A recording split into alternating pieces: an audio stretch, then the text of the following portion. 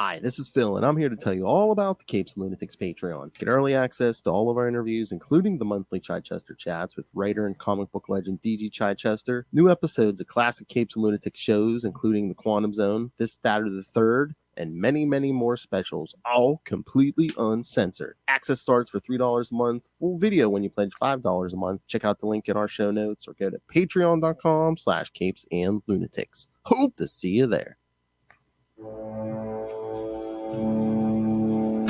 Hello, everyone. Welcome to the 100th episode of Marvel Tales. And, of course, it's still Namor. Anyway, I am Phil, and joining me, of course, doing Namor for his birthday. It is the man who would love to give him an owl to it himself. It is. Yes, Justin the Owl, rising from the depths of Atlantis. That's to right, profess my undying love for Namor. So for the big anniversary, we're going to cover, and it is Namor. We're going to cover Marvel Comics #1, his first appearance, pretty much the start of like the Marvel Comics the beginning. Yes. Fantastic Four #4, his first modern appearance. Yeah. Fantastic Four Annual 1, where he wears that funny hat, and Defenders #1.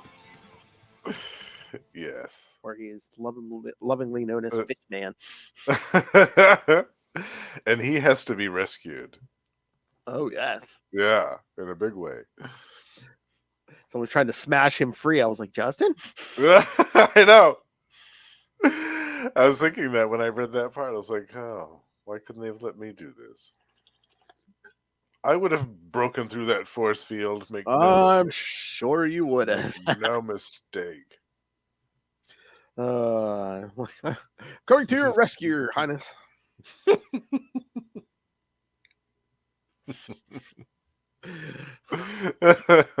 Hulk? No.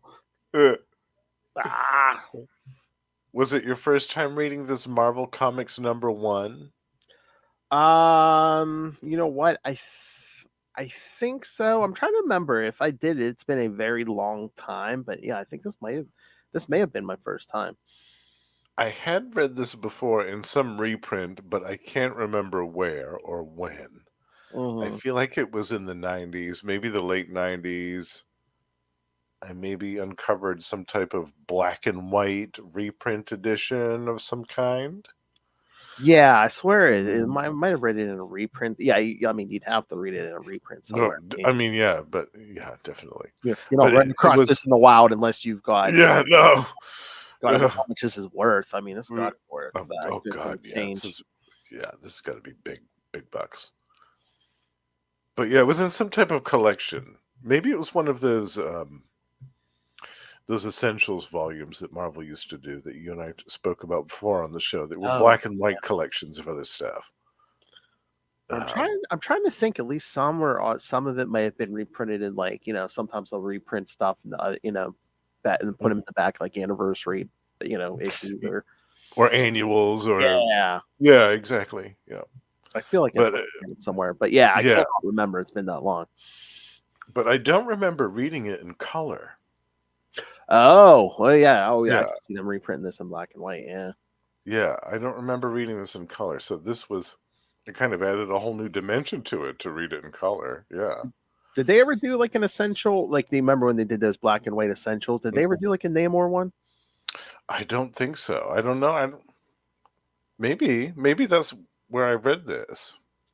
Because I could almost see them doing it that way, where it's like a Namor essential. And yeah, exactly. And then reprint some of the stuff from the 60s as well.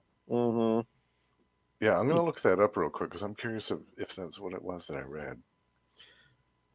Yeah, because I was going to say, are there a ton is there a ton of like Namor reprints, like the essentials or what is that, the Epic collections or anything?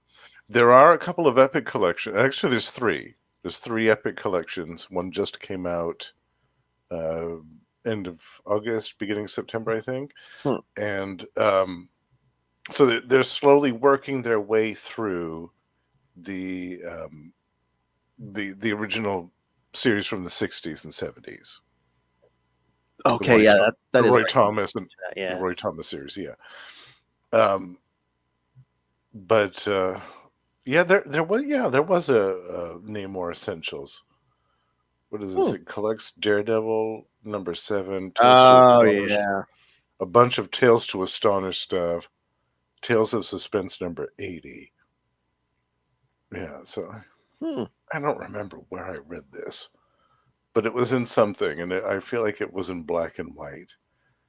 And yeah, it was kind of cool because I don't know if you picked up on it too, Phil, but when I was reading this story, like there was kind of like a texture of the colors reminded me of the John Byrne issues that we covered a few issues back, where he kind of changed up his inking style on his own art and had that kind of textured pattern style over his pencils. Yeah, kinda. I wonder if he was even like if he was inspired by maybe if he was looking at some of this early stuff and Yeah, that's what I thought too. I was like, oh, I wonder if he was reading some of this Golden Age stuff when he was working on the Namor book, and he kind of was like inspired or influenced by some of this early art style to do that, because it has almost a subtle hint of that. I thought that was really cool.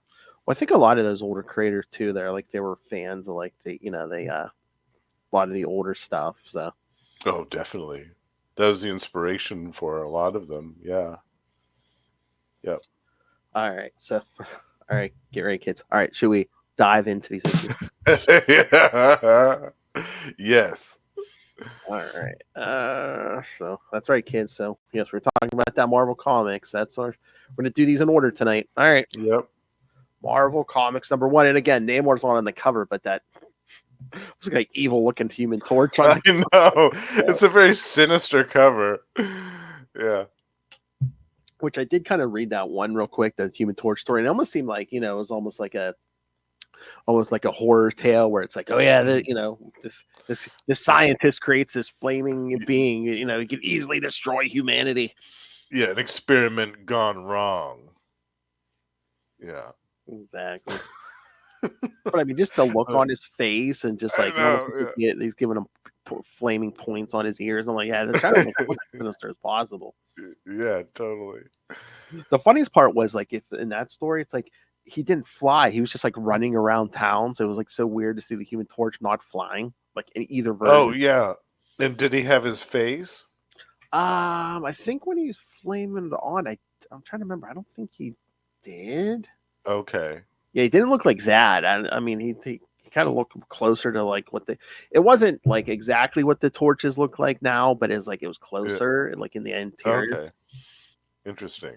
Mhm. All right, so all right, but we'll talk the Namor story from Marvel Comics #1 from October 1939. This is definitely the oldest thing we've covered on the show thus far. Oh yeah, Without a doubt. I think my grandmother was 1 year old. Yes, I don't want to say this thing's old, but yeah, this is by far the oldest thing we've covered. Yeah. And probably will be the oldest thing we will cover. Yeah. All right, so I'm trying to find it.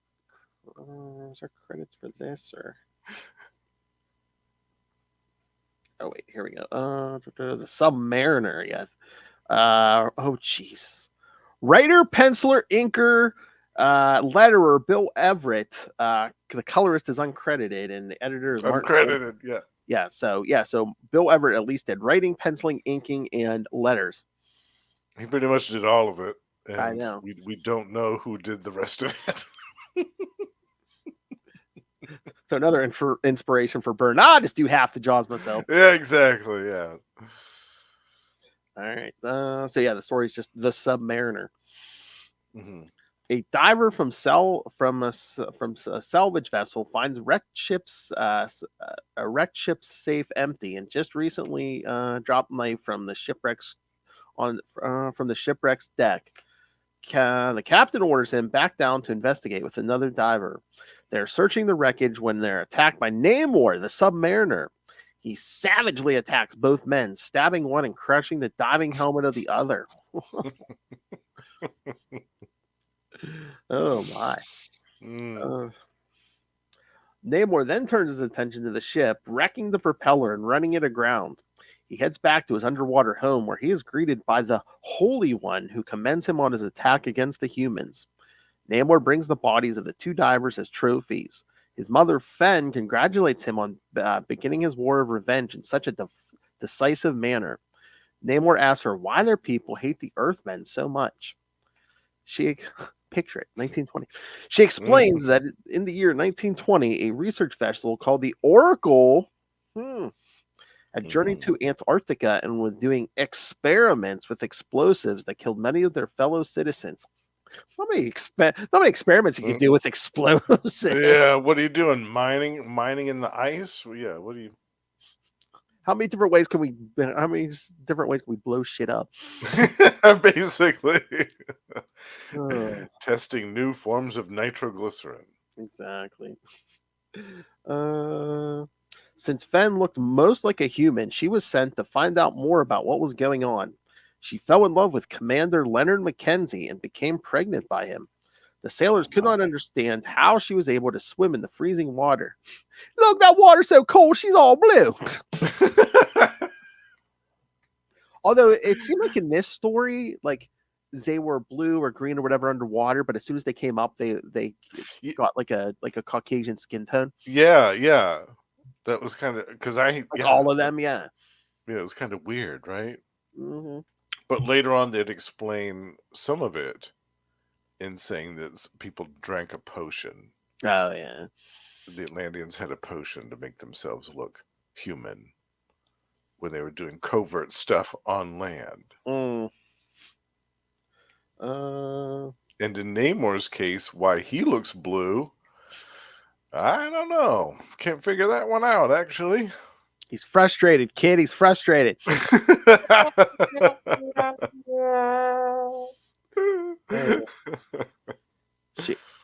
don't know. He almost looked green. Was he green, blue, or is he green in this? He looked like when he was underwater, he was green almost.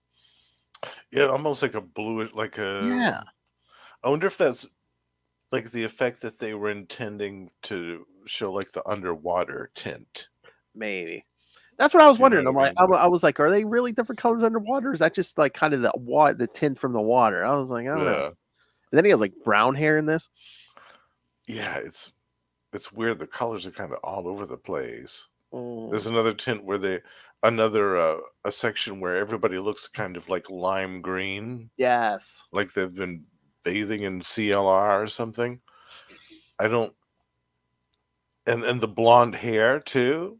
Like I don't really get it. I don't really get it. I guess it's one of the mysteries of the ages, I suppose. I was gonna say, yeah, because everyone pretty much who was involved with this issue, I'm sure, has passed away, right? Yeah. Oh God, yeah.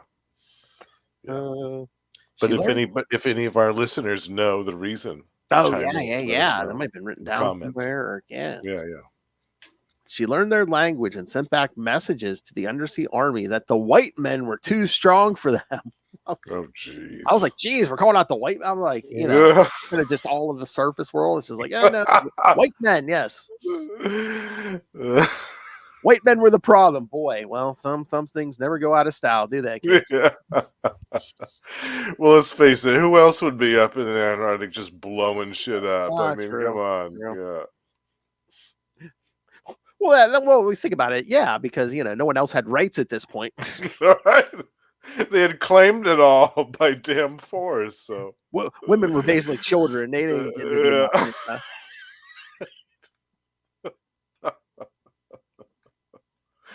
nothing.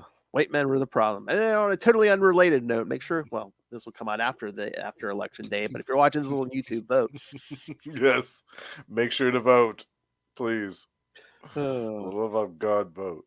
Oh, Noel Tate got a hold of me. He's like, "Are you voting?" I was like, "Yeah." Well, Pennsylvania is supposed to be a big battleground for this election. So. Oh, is it really? Yeah, yeah. He's like, "Are you voting?" I was like, "Oh, yes, sir." Oh my! I'm like, my son's off. I took the day off. I'm like, I got the day off. I got plenty of time. Nice. Oh, good. Hopefully you won't have to wait in line too long. I don't know. A lot of people were voting early, so hopefully that cuts down the line too. Yeah. All right. So, yeah, white men were the problem. But they sent an army to fight those invaders away. The white men's bombardment annihilated most of their race, and now 20 years later, they were ready once again to press an attack against Earth people, and Namor will begin this war.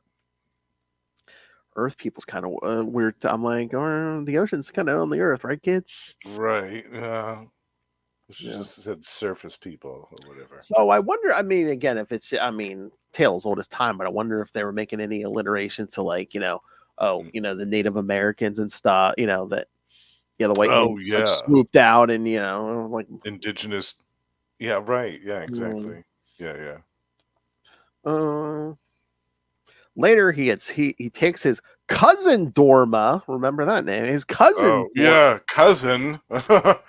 Yes. With him to the Cape Anna lighthouse. Once there, they attack the guard who stands watch in the lighthouse and wreak havoc on the controls and equipment, hoping to destroy some of the ships that use its beacon for safety. Some naval men come on the scene, and in order to escape, Namor and Dorma commandeer a plane which flies nearby. Some mariner commands Dorma to wreck the plane and swim back home as Namor continues his crusade against humans. All right. Oh, I love it. I just love it. Especially the part with the plane, because like that didn't really even need to happen.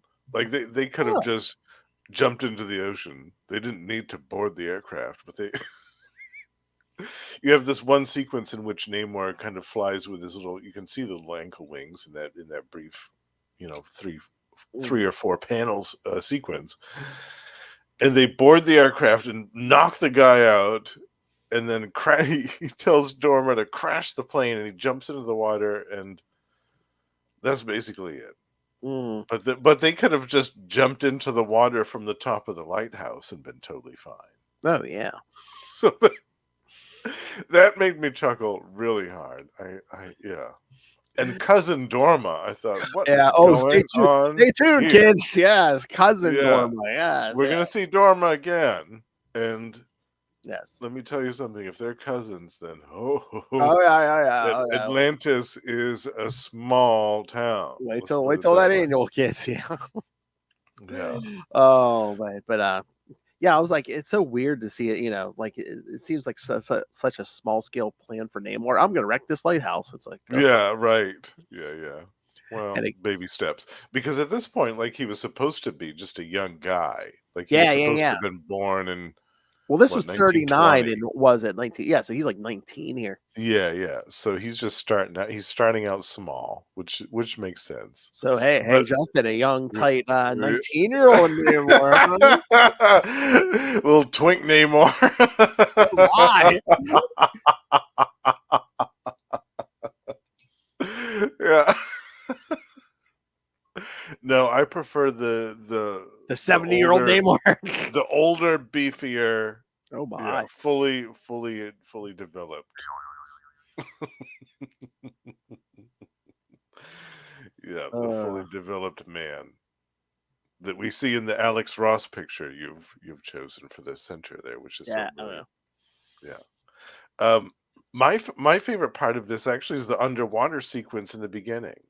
I love the artwork in that. I thought it was, for 1939, it was so cool. It looked so great. Oh yeah.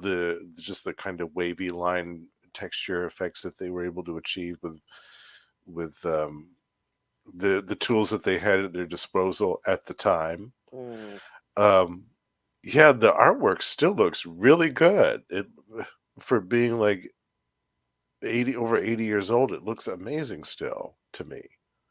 Yeah, and yeah. I mean, some of it you could tell what's of its time, but otherwise, but it still looks good. And I'm still always amazed at the savagery in which Namor attacks during that sequence. He stabs one dude and then takes another dude's diving helmet with his bare hands and crushes it like an egg. I thought, oh man, he's not messing around. Oh, playing for keeps. And hey, kids, I mean, text wise, I mean, you're getting your money's worth in this issue. Yes, absolutely. Absolutely. There's plenty of art and plenty of story as Oh, well. Yeah. you know what? You know what this reminded me of? Me and Lilith had a conversation on the October Patreon.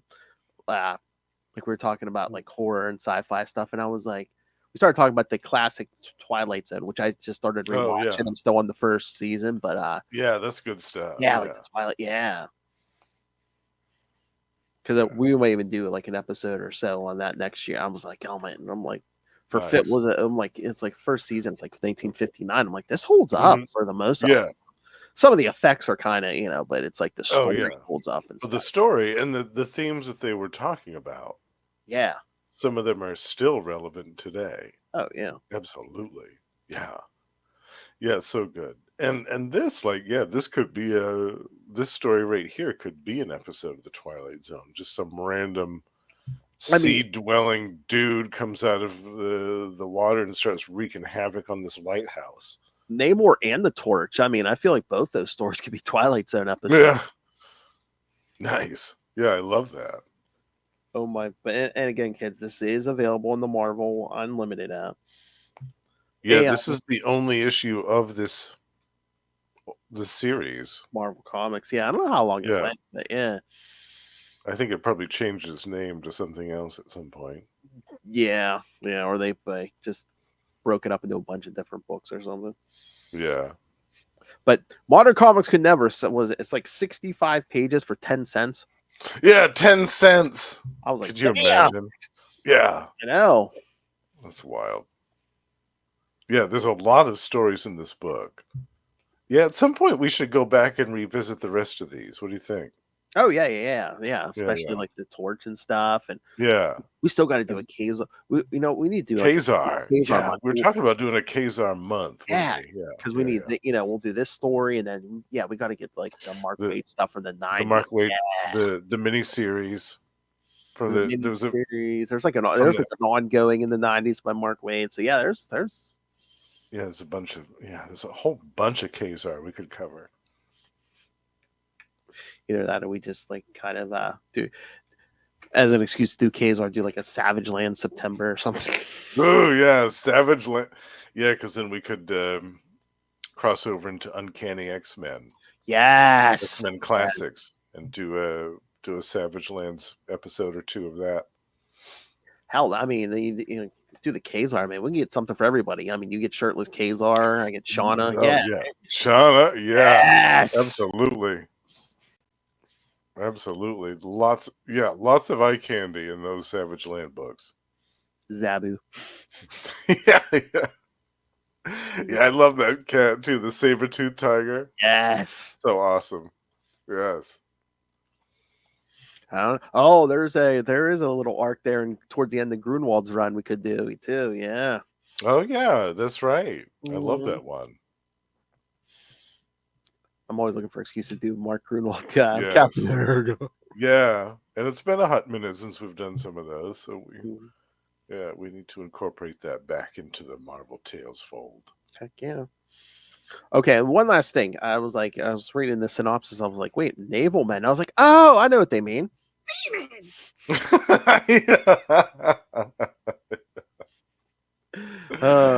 Yeah, and that romance was pretty fast between Leonard Mackenzie and Fenn. That was really quick. Yeah. She hit it and quit it. Yep. Yeah. Woo. So yes, this issue inspired a lot of. Oh Lord. Hello, Russell. You know what my sister? Hi, Russell. You know what my sister called biscuits when she was a kid? Yes, lettuce. We'll have to wait for the delay, but yes, Russell. What did your sister call biscuits? It's like the answer right after this. Oh, jeez.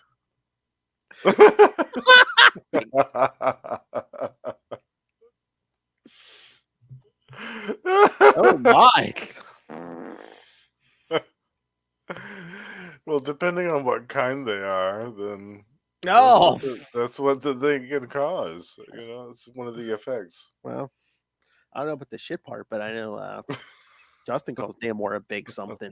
Yeah. All right. So Biscuit of the sea. the favorite biscuit. That's right. My favorite biscuit. All right. Oh, big shits and gravy. He's big shits and gravy. Ah. All right. So we should get to the Fantastic Four. Yes. All right. So, yeah, this one, oh God, this one is so weird, but we'll get there. Oh, I know. Again, it's early. The beginning. Yeah. The beginning of the romance. Russell, I just got deja vu. Did you? Echo.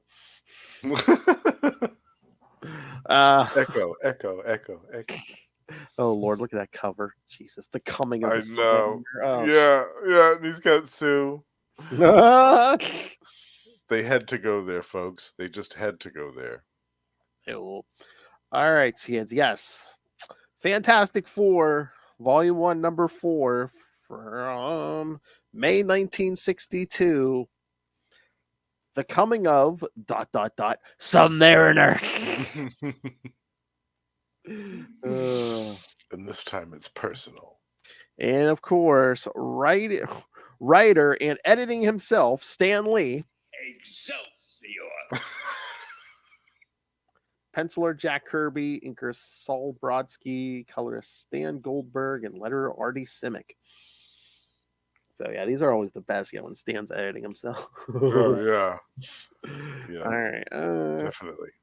And again, I think, did you read this on the app or did you read this in like in a collection?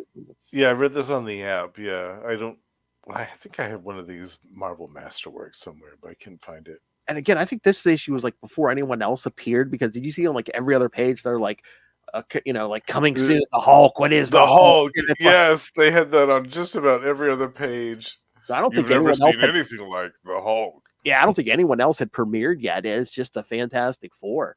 Yeah. Oh, hello, Noel. I know. Back to the biscuit, baby. That's right. Namor rolls on. The final episode of Namor. Yeah, it's for episode 100. So just in time for my birthday. Yeah, had to get the kids some famous Namor appearances for his big birthday. Episode 100. Yeah, this will be the closest one to your birthday then too, because this will be the last one of the month. Yeah, that's right. Yeah. All right, so I've got even broken up into the chapters. Chapter 1, On the Trail of the Torch. The Human Torch has quit the team. Reed, Sue, and Ben use the Fantastic Car to search the city for him. Johnny, though, has gone to Swanson's garage to work on cars. Ben, on a hunch, goes to the garage. And it was so weird in this issue. They're all calling each other by their code names. No one was like using their real names. And I'm like, even at home, like just even Sue was calling him the Torch. I'm like, that's his sister. Why did she be calling him Johnny? Yeah, it's so weird. And again, it's not even out in public. They're like just alone, and they're calling each other by their at home. Like I get it if you're out in public or whatever, but exactly, no. Oh man, Stanley. Yes, chapters. At least 5 per issue, right? Mm-hmm. And his teen/agers. Which he also did in Spider-Man, yes. Yeah. Excelsior. Stupid teenagers. Excelsior.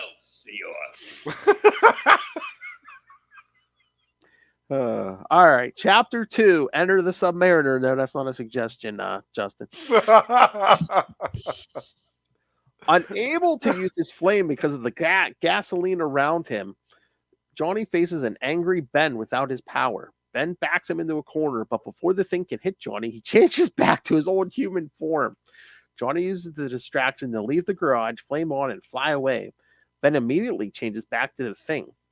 Johnny goes to the Bowery to find accommodations. Once in his bunk, he reads a 1940s comic about the Sub-Mariner. Another guest of the establishment notices what he's reading and says, "We got a stubble bum right here who's as strong as that Joker was supposed to be." He hands the bearded stubble bum a phone book and tells him to tear it in half. The man refuses. The others attack him, but get swatted away. The man complains that he can't remember anything. Why have I spent the long years here in a fog with my memory a blank? Johnny says, flame on, ignites one finger and burns off the man's beard. He looks just like the Sub-Mariner, 20 years and all. And chapter 3, let the world beware. Johnny carries the man out to sea and drops him into the water. Back in his native element, the Sub-Mariner remembers who he is. He goes to his home, Atlantis. It lies in radioactive ruins, a casualty of atomic testing. The Sub-Mariner returns to New York and tells Johnny that he will retaliate by destroying the human race. No. Oh, jeez. He says, I just saw an ad from the 50s that said teenager. Yeah, probably Stan right, probably. How does Namor shave? Carefully. Yeah, exactly. Okay, here's my question. Did he have to be fully submerged, I guess, for his memory to come back? So I'm like, in all the years he's been in the Bowery, he never came in contact with water? Yeah, I guess he never once, like, took a bath. He never, I mean, it looks like he hasn't shaved in a long time. I guess. And then it's like, I don't think I guess he ain't changing underwear or nothing either, because like he hits the water, he tears he's off, still got trunks are on. His trunks, his trunks he's on. been wearing them the whole time. Yeah. So he says he's been in the Bowery for years. He's been wearing them trunks for years, man. It's a little rank. Rank. I know. I was gonna say, Justin, could you still take Namor even if he smells? No. He needs to take a trip to Iceland and go to the hot springs for a bit. Clean out a few things. Either that or go to the car wash and clean out that undercarriage. That's what I'm saying. Yeah. He'd probably want to do it the geothermal way. There you go. All right. Chapter 4, Sub-Mariner's Revenge. The rest of the FF back at the Baxter building see Johnny's flare rise from the waterfront. They take the Fantastic Car to meet him and learn about the Sub-Mariner's revival. Out at sea, the Sub-Mariner finds Giganto, the largest living thing in all the world, and the horn of Proteus that can rouse him. He leads the creature towards New York, which begins an evacuation. The army bombards Giganto without effect. The thing comes up with a daring plan. Strap a nuclear bomb to his back, get inside the monster, and leave it there to destroy it. While Giganto takes a nap, Ben carries the bomb down its gullet. The old couple of balls down the gob.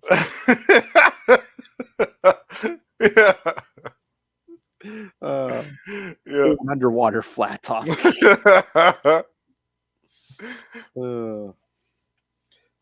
And chapter 5, Return to the Deep. With seconds to spare, Ben makes it out of the monster's maw. The Sub-Mariner threatens to use the horn to summon more creatures. An invisible Sue grabs the horn and runs away with it.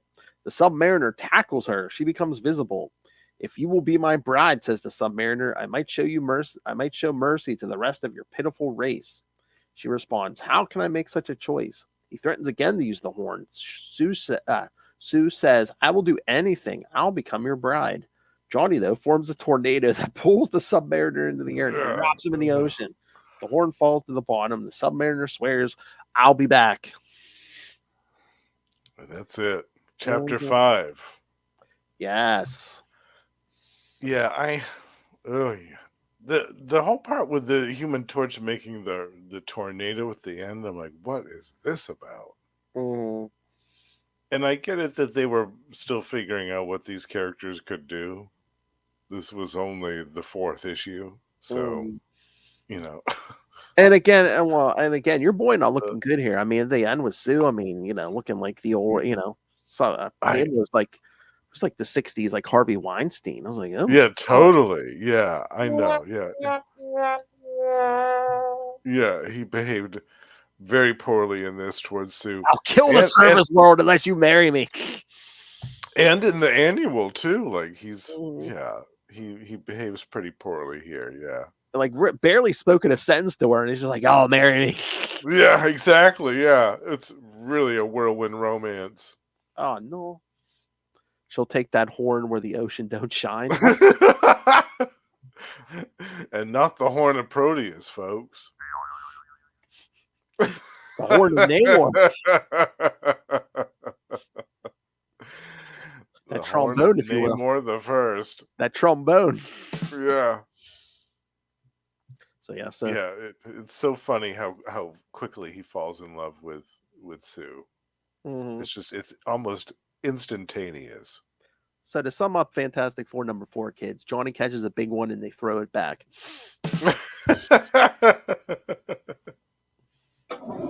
Yeah. Uh, But once again, just like in what was that New Mutants annual from Atlantis Attacks? Yes, again, we're just oh yeah, throwing bombs down these things' just throats and blowing blow them it up. up. Yeah. And here's also Reed Richards, who I'm sure could have whipped up a machine Mhm.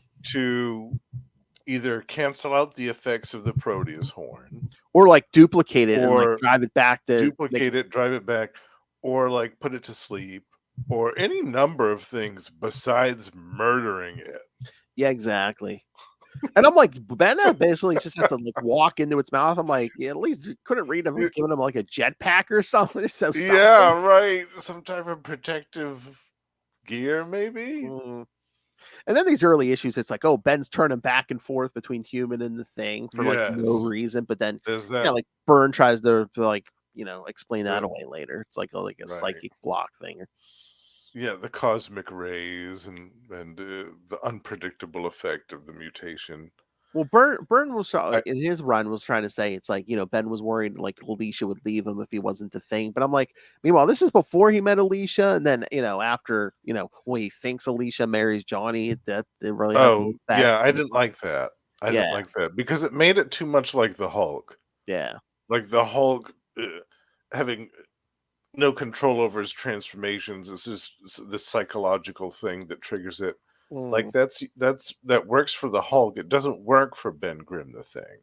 Yeah, I just wonder if Stan was like saying, well, the others can like shut off their powers and stuff. So Mm. trying to just show, oh yeah, Ben's shut off Well, sometimes, but he has no control over it. yeah. Well, I don't think it works. Mm. And in these early issues too, I have to ignore, like I have to just kind of skim past this infighting that takes place, this constant battling between Ben and Johnny. Like Mm. in every issue, they're fighting and hollering at each other and destroying half of the Baxter building between the two of them, and Yes. all of this histrionics that take place. It's just I have to skim past that stuff because it's just such a waste of time. I know. I mean, but even like some like later writers would do that to like a lesser degree and stuff, and it's just like, Yeah, it's okay in moderation, but when you yeah, have it happen in every issue, like it's like, okay, we get the point. These two can't stand each other. We get it. They're like a bickering family. We get the point. Like you exactly. don't have to do it in every issue. Troublemaker Maker Noel Tate says, I kind of love the Ben and Johnny fights. No, yeah, I do too. But again, in Yeah, moderation. yeah. Yeah, It's they not like don't I'm need gonna to be murder in you, it. you punk. Yeah, Yeah, they don't yeah, need to that's a be in little too every far. Yeah. issue. Doesn't need to happen in every issue. Don't need No, to see it. it's so dumb and Archie. Yeah. Well, these early issues aren't exactly Well, like again, that. I mean, at this point, They're very Johnny is a teenager, so yeah. yeah, exactly. Yeah. And Sue isn't that much older either. Mm-mm. Yeah. Yes, as Byrne will point out to us later, yes, there's an age gap between Reed and Sue. Oh God, yeah. He met her as a child. Yeah. And Namor, when he grabs Sue, here is a prize worth catching, he says.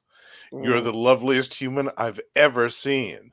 If you'll be my bride, I might show mercy to the rest of your pitiful race. And Sue, how can I make such a choice? Yeah, exactly. Like that's crazy. Yeah. And then he has a huge temper tantrum after that. Hey man, hey, he gets his feelings, man. I mean, he's been trapped with amnesia in this Bowery with just a bunch of men for how many years, man? Yeah. He's Yeah, raring to go, kid. he's got some time to make up for, and he's found a beautiful woman, I Yeah, man. guess.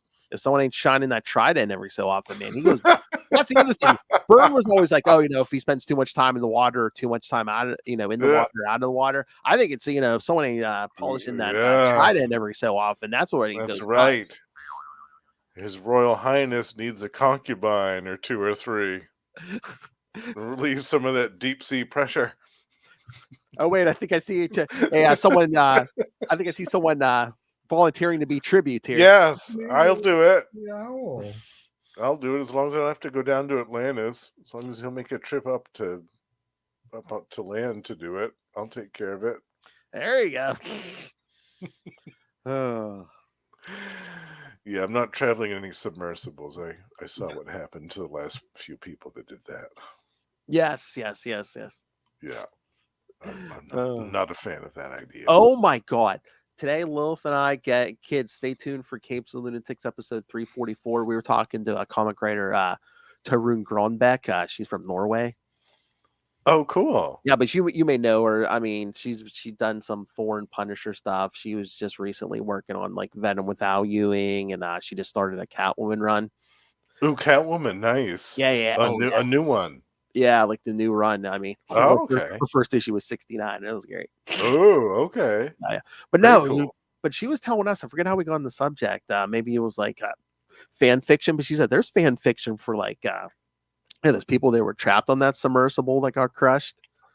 Oh my God. And you know what it is. It's like, they figure out they're gonna die. You know, how horny do they get? Oh no. Yeah. There was a kid on that submersible. Oh, Oh, no. was there? Oh, jeez. Yeah, I would hope they were just writing about the adults. I don't want to think about it. Yeah. But forget even the sexual component. I'm like, how crazy do people, or people going to start out if they know they're going to? Yeah, we're going to die. Yeah. And in those conditions too, like that's I don't even want to. Yeah, no.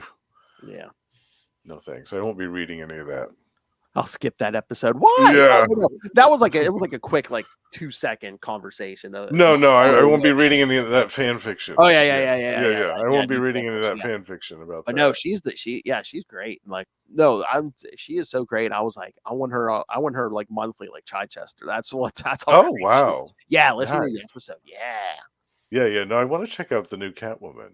Yeah, it is good. It's only one issue in so far. Yeah, 69 came out.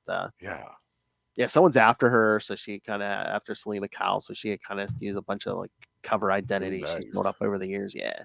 Who's doing the art in that one? Oh, I forget. A new artist. I might be. I think it was someone. I'm trying to remember. I think it might have been a female artist too. So I mean, it's cool. Yeah. I can't remember the name, but I don't think I was familiar with the woman. But yeah, it was beautiful art too. Awesome. Yeah, I will be checking that out. I want some new Catwoman in my life. She's talking about how horny the entire Bat family is. Oh God, yeah. All of them. As we know from talking about Azrael recently. And mansplaining. Oh yeah, there's a bunch of stuff in that episode. Oh, yeah. All right, so should we get the Fantastic Four annual one? Yes. The big blockbuster. Yes. Look at that crown. I love that cover.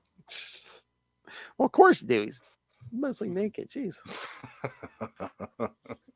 Oh, there we go, Noel. Yes, a whole country of Catwoman about to turn that orange clown out. There you go. Yes. Exactly. Yes, Noel, and she did confirm that, yes, the rest of the world is just as nervous as the rest of us. So I can imagine. Yes. Boy, look at all the print on that cover. I know. There's so much going on here. Look, at long last, the Sub-Mariner finds his long-lost race. And so begins the most fantastic battle of all time inside the pages of this, the world's greatest comic magazine. And this was the first annual, and it was 63. Yeah. Yeah, that's wild. Spider-Man awaits within these pages. On a reprint. Oh, Noel says that cover is amazing. Yeah. I love it. Yeah. I love it. Look how colorful it is. Yeah. And again, kids, an annual for 25 cents. 25 cents. And there's a lot in this. Oh, yeah. Even for 63, they packed it with stuff. Oh, yeah. Even though it was reprints, as Phil said. All right. So, Fantastic Four Annual 1, Volume 1 Annual 1 from July 1963. Sub-Mariner versus the Human Race. And once again, writer and editing himself, Stan Lee. Jack Kirby on art again. Dick Ayers on inks, Stan Goldberg on colors again, and Artie Simic on letters again. So basically the same team except for Dick Ayers on inks. So, Namor has finally found his lost people of Atlantis and is reunited with his lover, Lady Dorma. Yeah. Not cousin this time. No, yes. No mention of cousin. 1939, she was his cousin, and now Lady Dorma is, his lover. So I'm talking some Southern Atlantis here. Yeah. Every region has a South, that's for sure. Yeah, that's right. Yep. Every region has a South. Howdy, y'all. Oh yes, no, yes. Again, I know that I'm in the South of the North. So I can attest to that 100%. Pretty much every state has its stuff. Yes. Yes. Yes, no. For 25 cents, 72 big pages. Yeah. Big pages. Yeah. Bigger than Sue's hairstyle in these issues. I know. She was rocking like a proto-Karen hairstyle in this annual. I know. It was with this issue when she gets hit by the water and that hair comes down. I was like, man, is this like the first time they actually let her put her hair down out of the beehive or whatever? She was using her invisible force field to keep it aloft. Oh, look what Noel said. Well, yeah. Maybe it's the South. It's the truth. Absolutely. It is the truth. I think every state kind of has its South. Yeah. All right. So yes, his lover, Lady Dorma, much to the displeasure of Warlord Krang. While on the surface world, the Thing and the Human Torch are on another childish rampage through the Baxter building. Once the spat is sorted out, it's suggested that perhaps a vacation is in order. Wanting to check out reports of giant sea creatures, Reed suggests a cruise. When gigantic aquatic specimens show themselves, the FF are captured by Namor when they go to investigate. And again, it never crosses their mind that, oh, hey, if there's a giant sea monster, maybe Namor's behind it, even though he called up a giant sea monster the first time we encountered him. Right. Which wasn't that long ago. Exactly. But I feel like, shouldn't one of the, if not the smartest man in the world at the time should have been like, oh, hey, maybe it's Namor. Yeah. I guess he's not as smart as he says that he is. Well, again, everyone goes nuts when Sue's around,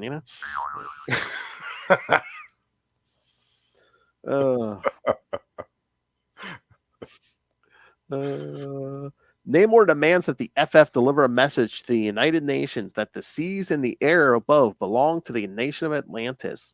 Seeking an audience at the United Nations, after hearing the origins of Homo Mermani and the origins of Namor from Professor G.W. Fulton, Reed informs the nations that Namor is a menace. Fulton reveals himself to be Namor in disguise and declares war on the surface world, sending an army to attack New York City.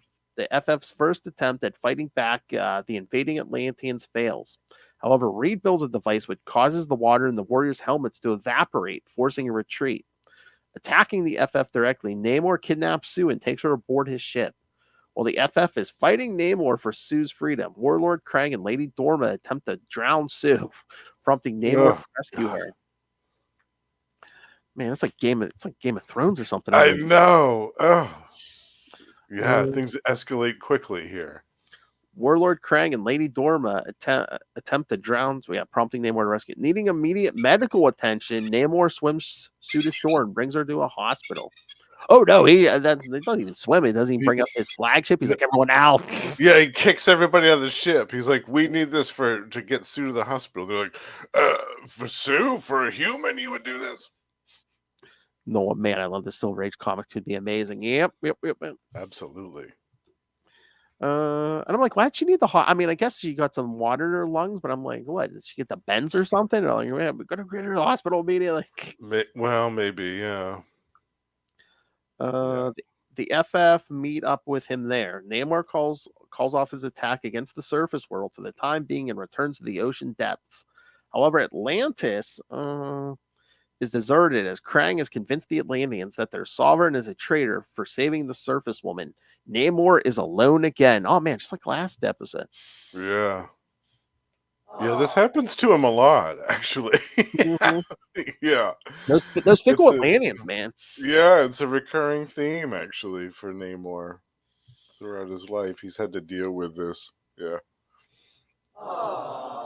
So yeah, so what you? Oh, my first thing is that yeah. So we get now the Dorma's the lover. We get Krang. Right, Krang. And I had always wondered where the spite between Krang and Namor began. And it's this. It's the revelation that Krang had the hots for Dorma, and she doesn't want anything to do with him. She wants Namor, and he's pissed about it. He can't handle it. You know why I was disappointed who we didn't get yet? Atuma. Atuma. I saw Krang. Yeah, I was like, is it him? And it's like, no. yeah, we won't. No. Yeah, we won't see him yet. Yeah. We won't see him yet. I think he's for another couple years. Yeah. Namie is a lonely boy, Noel said. He is. That's one of the things that I love about him. Yeah. Man, all he wants is his people, and every so often just some Superior puss. Although in this case, I guess you could say fantastic puss. Yes.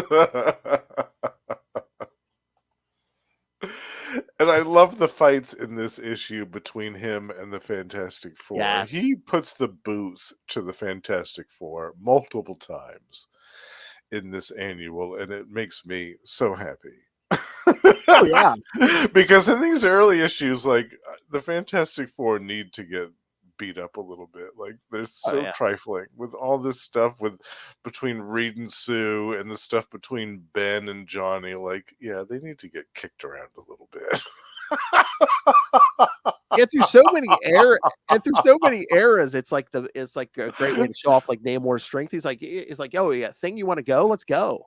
Yeah, exactly. He doesn't back down from a fight with the Thing. No. Or with the Human Torch. You would think that being from underneath the water, like this fire dude would intimidate him a little bit. Like, not even in the least. He just laughs at him. He's like, hey, you're just a punk kid.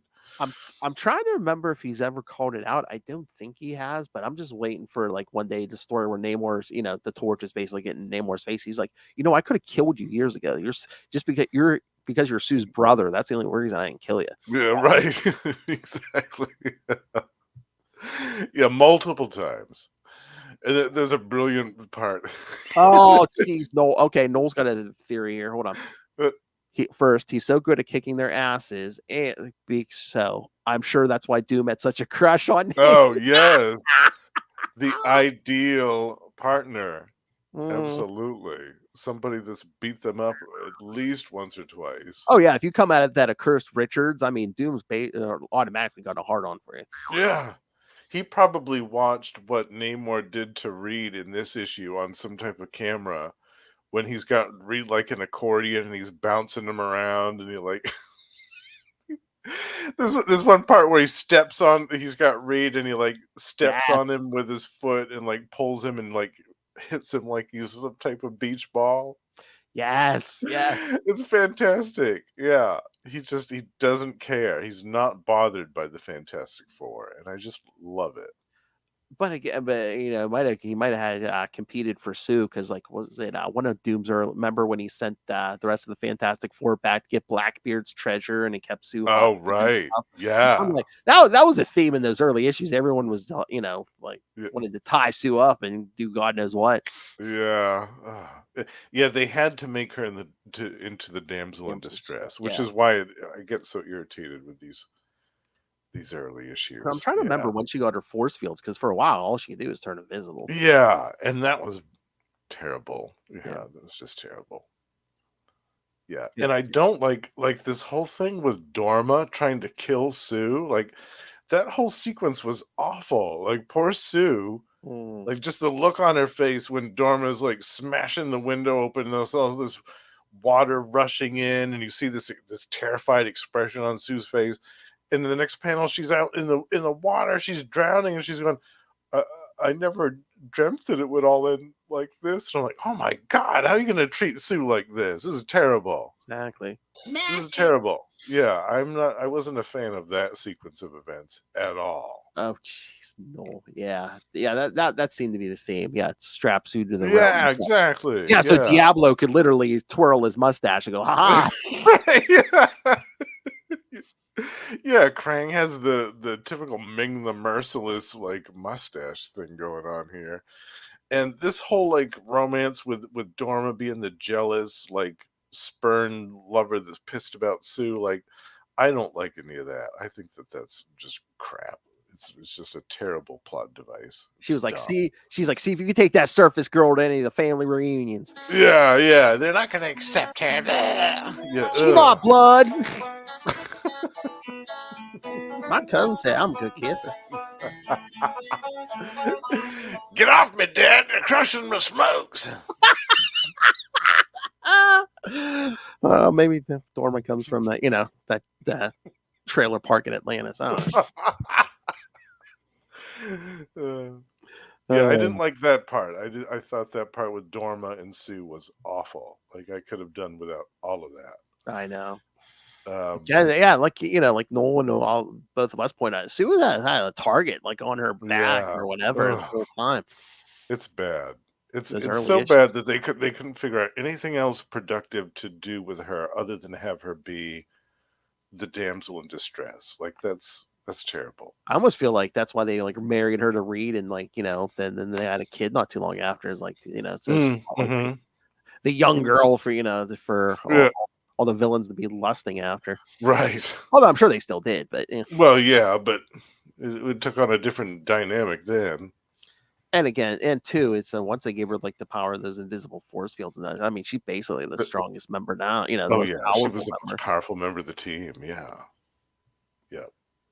No, it's bad, but it's classic for that's all what they all did. Yeah.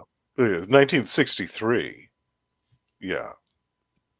To be fair, he tried to up Sue's game pretty quick. Yeah.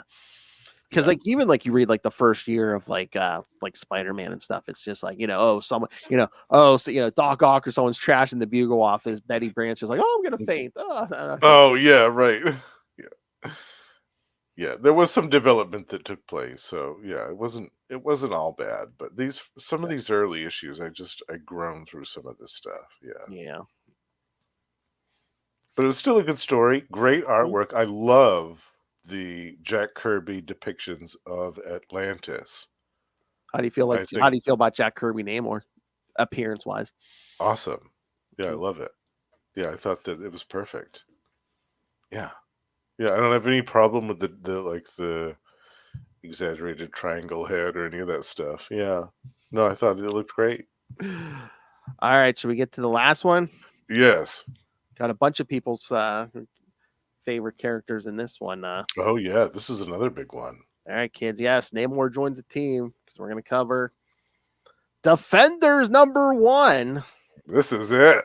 Yeah, look at that. Yeah. 20 cents. 20 cents, yeah. So Defenders Volume 1, #1 from August 1972. I Slay by the Stars. All right. Stanley's still editing this, but he's not writing it. This one is written by Steve Englehart, one of our favorites. Penciler Sal Buscema. So another favorite. Yeah. And someone's getting punched across the room.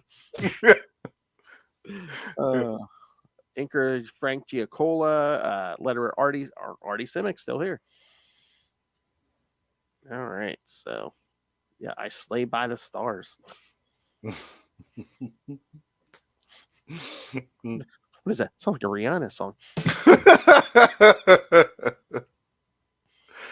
All right, so Bree. No, here's a summary. While stalking through the woods, the Hulk is stopped by the Sub-Mariner, who falls out of the sky. The Sub-Mariner falls out of the sky. Got dreams like that. Yes. More than once. Are you talking about the Defenders, Noel? He's like, hooray! Yeah. Finding the Prince of the Sea unconscious and trapped in a strange energy field, Hulk travels into New York to seek the aid of Doctor Strange, the only person the Brute thinks can help him. Taking Strange back to Namor's body, they meet Necrodamus, who reveals to them that he has brought them all together on the orders of the Undying Ones. He plans to sacrifice Namor when the stars are in the right alignment. He then vanishes, promising to return and leaving Strange and Hulk to figure out how to save their ally. They cannot find a way to free him, and soon the Sub-Mariner mysteriously disappears. Searching the area, they enter a cave and find Necrodamus and Namor. Necrodamus is waiting for the precise star alignment to sacrifice Namor to the Undying Ones. Hulk attacks Necrodamus, who has now grown in size and strength, but the foe is able to strike back with his mystical dagger. Meanwhile, Strange is able to awaken Namor, who then breaks free from the inside. The two come to the Hulk's aid and delay Necrodamus long enough for him to miss the star's alignment. Failing to make the sacrifice at the right time, he disappears but promises to return. After the battle, Namor explains that he was actually struck down by the Silver Surfer. Oh. This surprises Doctor Strange, and the Defenders set out to search for the Sentinel of the Spaceways. To be continued. Yeah, I forgot about that part. Yeah, me too. Yeah, but it's been a long time since I read this one as well. Yeah, me too. But yeah, this story references, they must have come together before. Marvel Feature 3, Doctor Strange 183, Sub-Mariner 22, Incredible Hulk 126, and Marvel Feature number 1. Yeah, there was a cool encounter, a cool team up between Doctor Strange and Namor. When Doctor Strange still had that costume with the mask. Oh yeah. They reference at that time in this, yeah. Yes, and yeah, that's a cool story. I really like that. We should cover that sometime on this. Oh yeah, definitely. Yeah. Well, what'd you think of this one? I liked it. Again. Yeah, I get all three of them, and look at Namor splayed out on that table. Just I know, I love it. And on the very first page, he's falling from the sky. It's fantastic. And again, like the 70s, I mean, like Sal was like the Hulk guy at the end of the Yes. The definitive Hulk, I would have to say, for the 70s. Yeah. Yep, without a doubt. And for a good chunk of the 80s, too. Oh, yeah. Yeah, I loved the callbacks to the other stuff. Yeah, no, I agree. Defenders Hulk, Hulk, some of the best Hulk. And especially when Steve Gerber was writing it, my God. When he had remember when he had the deer? Oh, yeah. Oh, God, that was unbelievable. Again, I think I like a lot of those stories. It depends who's writing it too, but like those Defenders where he has so many Hulk has so many characters to play off of and stuff. Yes. Yeah, it's great. Yeah, and I'd forgotten about the demon Necrodamus. Like, yeah, he was cool. I'd also forgotten about when he put the boots to the Hulk in this issue. Yeah. Like that part where he grew to huge size and then just started beating the hell out of the Hulk and stabbing him. Like he stabbed. There's one part, I think that was actually my favorite piece of dialogue in this issue. He says, "You forget my enchanted blade, monster, which at this time and in this place can pierce even your rock-hard hide. Oh, taste hell steel and die!" And then he stabs Hulk. Like, it looks like he stabs him right in the chest. I had forgotten about all that stuff. I thought, wow. And I kind of like at the end, the Hulk changes back to Banner, and Banner's like, well, I don't know what's going on, but I know who the good guys are. So he's like, jumps in the pile with Necrodamus. Yeah. And that was the crucial moment because like it was all down to the timing with the alignment of the stars and stuff. So if it was off by even a second, the Necrodamus's plan had failed. And that's, because he was just about to pierce Namor with the dagger, pierce his throat and kill him. And then Bruce piles on and stops him at the nick of time. I really liked that. I thought that was great. Hulk loves Bambi. Yes, Hulk loves Bambi, yes. Yeah, we are doing next year on Marvel Tales. We're doing another Defenduary. if I remember right. Aren't we? We are doing it. I'm trying to remember if it's like later in the year. It's not because it's not January. Because remember, we're doing it on here in Spider-Cast, and I even got some on the Batman show. Remember John Bernuary? Oh yes, yeah, you're right. It was a Defender-cember, I think. Hold on. I think they're all in December. Yes, kids, we already have the 2025 schedule done. We do. The entire year is planned out. Yeah, I remember seeing the Defenders somewhere on there. We were doing a whole bunch of Defenders next year. It's not till next December. Yes, a year from next month. Yes. See, we go hard here, kids. That's right. We plan out like a year in advance. Not like Ray. We're not just like sitting around playing with our decks in our hands. We take this life seriously, kids. One-handed, two-handed. I even heard there's an episode where he plays with someone else's deck. Yeah, no.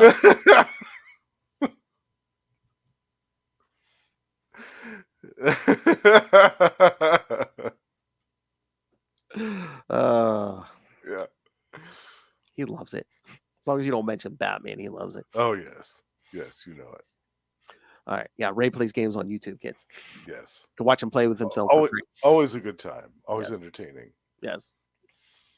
All right. So we've went through all these issues. So, okay, Justin, not only do you have final thoughts on these issues, but any summary, any final thoughts of this whole month?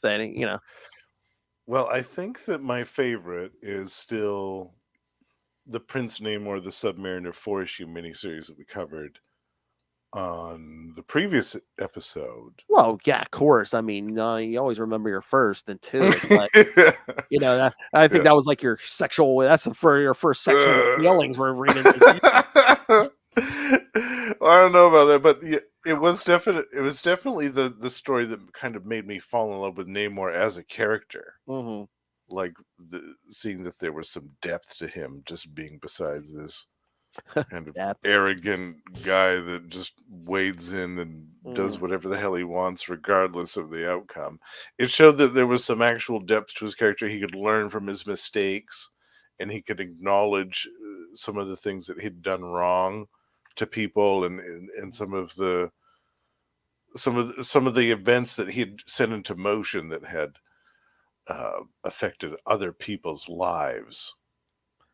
I think that miniseries was good to flesh out Namor because there weren't like other superheroes. There weren't like big super villains in it or anything. It was basically just like stuff in Atlantis and and one woman seeking revenge. But yeah, it wasn't right. Yeah, it wasn't this big laundry list of his like Tiger Shark and Atuma and all the Krang and all these other people. Yeah, I thought that was excellent. And then, of course, the John Byrne stuff. Like, I love that, obviously. Oh yeah, those were good. But again, by the fifth issue, I mean, we had two members of the Fantastic Four coming in, Iron Man coming in. Yeah, and some great stories that weren't, like I said in the other episodes, they weren't just the typical supervillain slugfests. Like some villain coming down looking to start a scrap with Namor for no reason. They were interesting, kind of unique, thoughtful stories that had surprising resolutions for the most part, I would have to say. Yeah. And Namor expressing his love for a certain woman, but we never saw it. It was all off panel. It was all off panel, folks. You tell her you love her? Yeah, I did that. Yeah, sure. Yeah. When? Oh, I don't know. I have no time for your petty surface world questions. Yeah.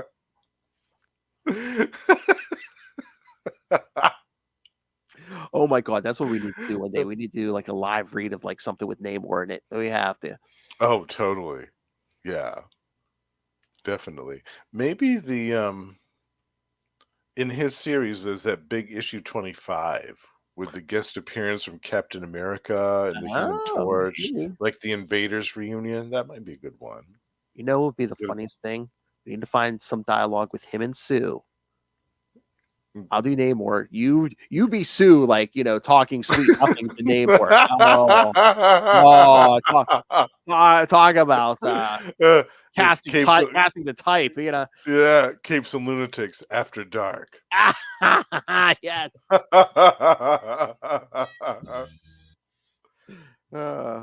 Might have to put that on the Patreon. But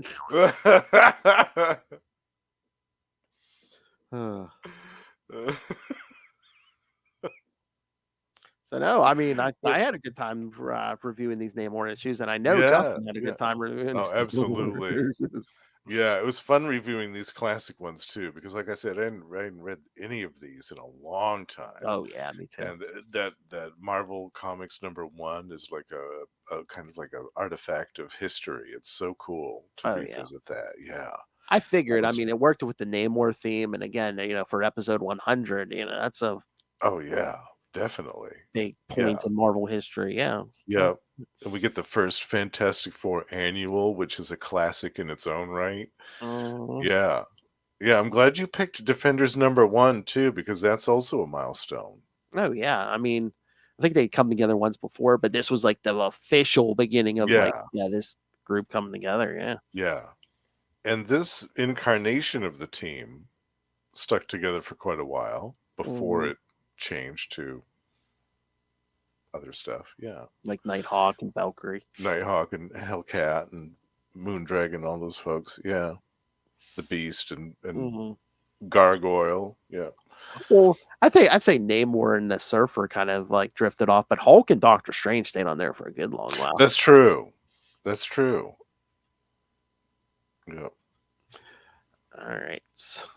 So anything else, Justin? No, I think we covered all these very well, and it was very fun. It was a fun treat for my birthday month to spend some time with my favorite biscuit. Yes. Yeah. All right, kids. So next time, all of December, kids, get your jackets out. Yes, it's going to be cold, so get your jackets on. I don't know about cold, but we're going back to the 90s, bitch. We're going to cover the Avengers Gatherer saga. So yes. So yes, next week we'll cover Avengers 343, 344, and 348.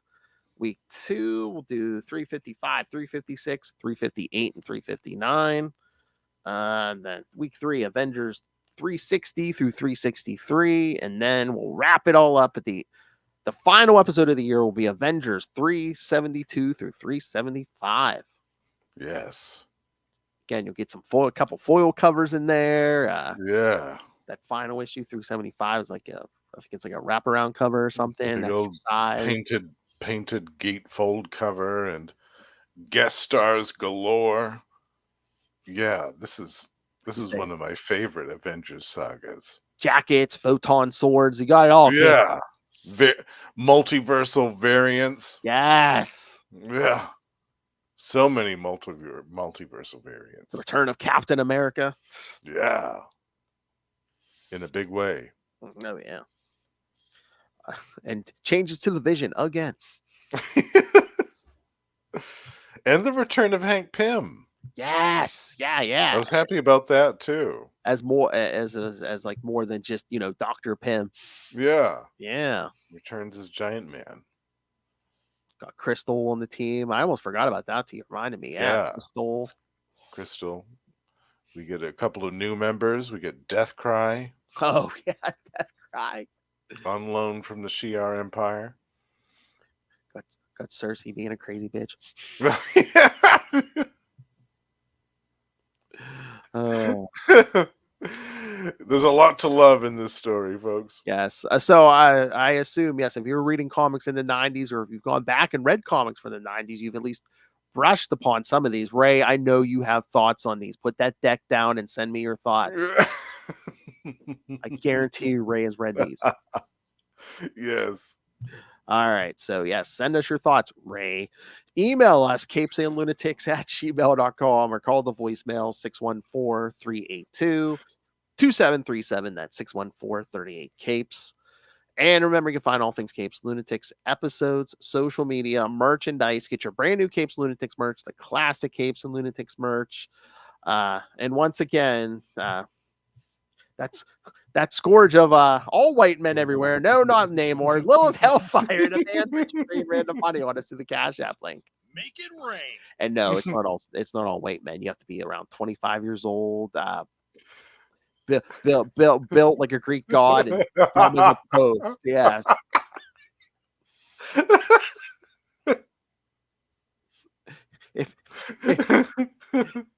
If this describes you, I may have the woman for you. The whole family can suck it. And speaking of, on our Patreon, yes, the aforementioned Queen of Doom herself and myself, I'll give you exclusive content every month, completely uncensored. And of course, if you are a patron like our friend Justin here, you can suggest topics for us to discuss. That's right. And again, like I said, to the October episodes, by the time this hits the podcast, I'm thinking we should. If not, we'll be pretty close to putting up the October or the November Patreon. Yeah. But yeah, we had a nice little section for October, Halloween stuff, horror movies, sci-fi, all kinds of stuff. So love Halloween candies, yes, all kinds. So CapesandLunatics Plus. Yeah, that's right. So remember, you can find it all at patreon.com/CapesandLunatics. And you can find everything at tubespace.io/CapesandLunatics Podcast Network. That's tubespace.io/CapesandLunatics Podcast Network. More vicious and brutal than ever. I love it. All right, kids. So now for this Justin the Owl. You can catch him here every week on Marvel Tales. You can catch him right now once a month, but in 2025, that's going up because we'll be doing X-Men Classics like at least twice a month. So so check that out right here. You can also catch him over on Capes Lunatic Sidekicks at least once a month on We Are the Night. The Batman Podcast. Yes, because we talk Azrael, and he sometimes stops by to talk some Batman with Lilith and myself. I can catch him every once in a while. Again, he'll be making appearances, so keep your eyes peeled in 2025 on Electric Mullet, the Superman podcast. I'll be there for at least 4 or 5 episodes, I think. They'll be popping in and out there. And again, you'll be maybe getting some one-offs here, like every so often we may do an Electric Mullet here and there. Electric Mullet, Energon Universe. We'll be doing some Energon Universe, some episodes of that, possibly this winter. Yeah, all kinds of surprises are in store for the new year. Oh yeah, but that's not all this man does. A very busy podcast. Oh yeah. So where else can they find you, Justin? These shows, which you can see on your screen if you're on YouTube. Yes, these fine shows. Every month you can find me on Gamma Charge with my pal Russell talking about either the Immortal Hulk or the Sensational She-Hulk. We're alternating coverage of those two wonderful series. And we also have a Patreon, so do check that out. Over on Predator and Prey, I'm joined by the High Priest of Khonshu, Ray, and Sparky, and we are discussing some of the classic Dark Horse comics featuring Fox's Predator. And over on the Lost Library of Legends, my solo show dedicated to the lost and forgotten comic books of the last few decades. I am gearing up to do something I'm very excited about that I've been planning all year on the show. Ooh. I will be reviewing over the course of a few different months one of the titles of the Malibu Ultraverse from the 90s. Going back to the 90s here, bitch. I'll be covering the entire series and some of their guest appearances, and I think it's going to take me 4 months to do it all, but it's going to be great, and I'm super excited about it. I'm going to eat this up with a fork and spoon. Damn right. One way trip to Biscuit Town. Oh, that's naughty. And again, more Drunk Justin drops coming soon, kids. That's right. Yes. That's right. Later this month. Oh, I get all late.